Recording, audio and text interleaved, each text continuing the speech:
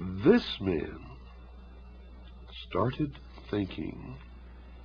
He possessed an original thought.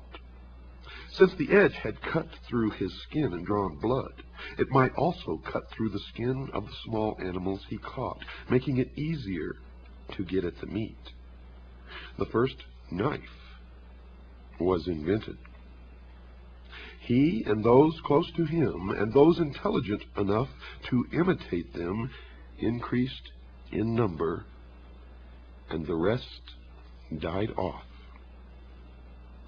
They had a cutting tool which made it possible for them to skin and eat meat in less time, so they had more time for hunting.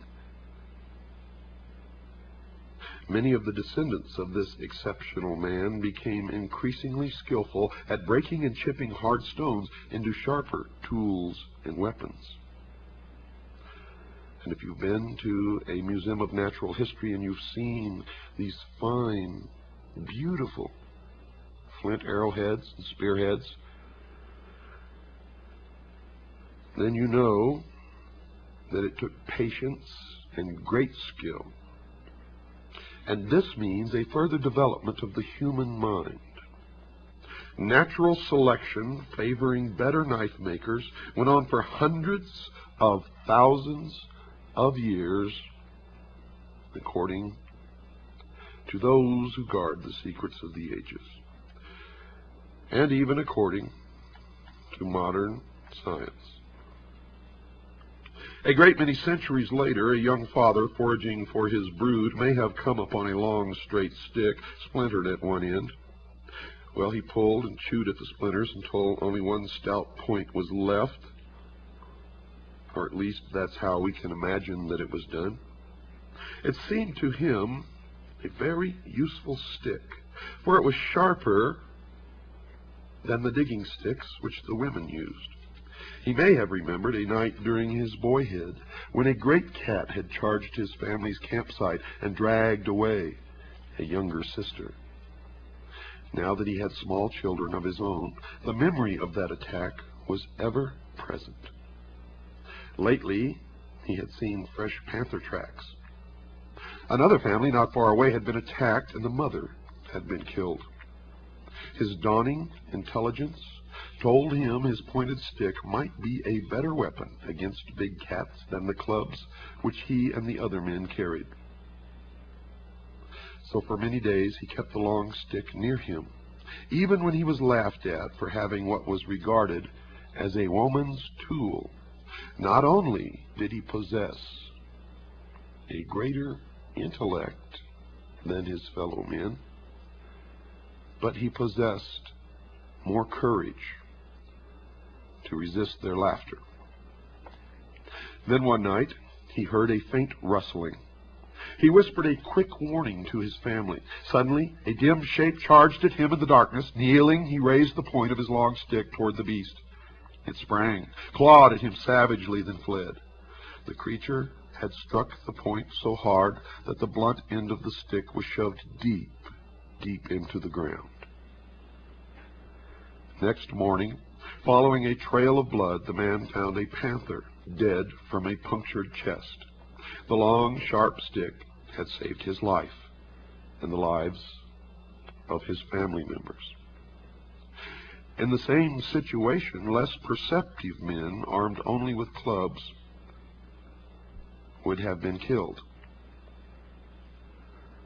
From that time, he, his sons, and their sons carried impaling sticks whenever big predators were near. Foresight, genetically transmitted to their descendants, had given them a new weapon, which they used with devastating effect against their natural enemies. Perhaps many generations later, a bright descendant of the inventor of the impaling stick mated with the daughter of a man who had thought of throwing a club at fruits, nuts, and small animals on the lower branches of trees. Now and then, this brought down an extra meal. The man who knew how to defend his family from feline prowlers soon learned from his woman the new way to collect additional food. and their young family thrived, and some of the children, with good mental inheritance from both sides of the family, showed an even higher order of intelligence than either of their parents.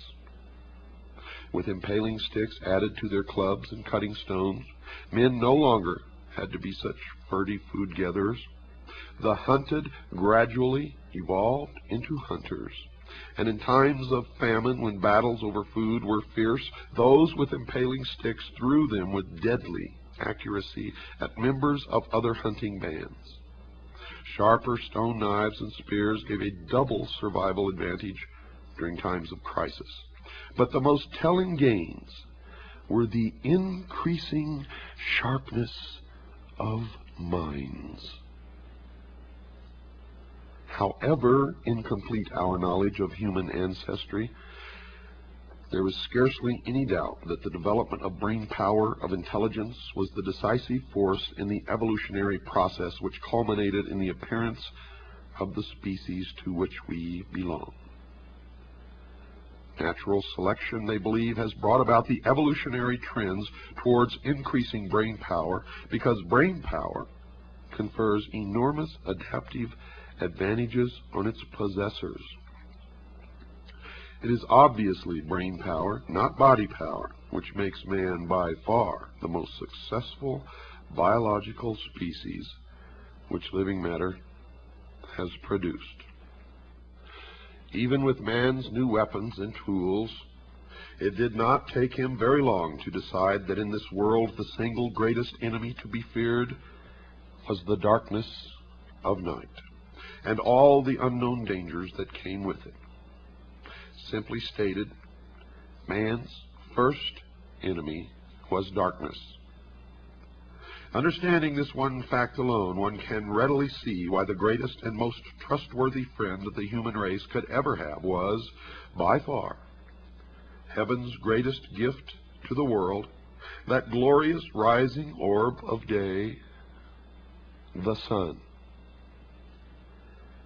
And with this simple truth understood, we can now begin to unravel the most ancient and still the most successful religion upon the face of this earth.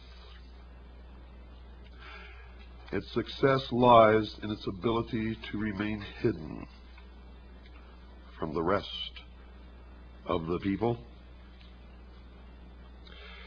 But first, let me assure you folks that no people of the ancient world believed the sun to be God. In point of fact, every ancient culture and nation on earth have all used the sun as the most logically appropriate symbol to represent the glory of the unseen creator of the heavens. In the Old Testament it says, quote, "The heavens are declaring the glory of God," unquote. That's in Psalms 19, verse 1. In the Old Testament, quote, "The Sun of Righteousness will arise," unquote. Malachi chapter 4, verse 2. The ancient peoples reasoned that no one on earth could ever lay claim of ownership to the great orb of day. It must belong to the unseen creator of the universe. It became, figuratively speaking, not man's, but God's sun. Truly, God's sun was the light of the world.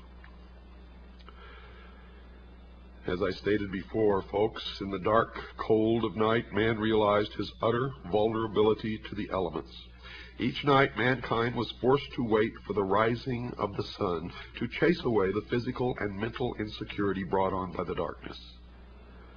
Therefore, the morning sun focused man's attention on heavenly dependence for his frail, short existence on earth, and in doing so, it became the appropriate symbol of divine benevolence from heaven.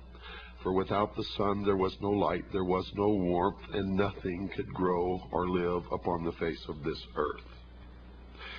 So just as a small fire brought limited light into man's own little world of darkness, likewise the great fire of day served the whole earth with its heavenly presence. For this reason, it was said that the God of the Bible was a consuming fire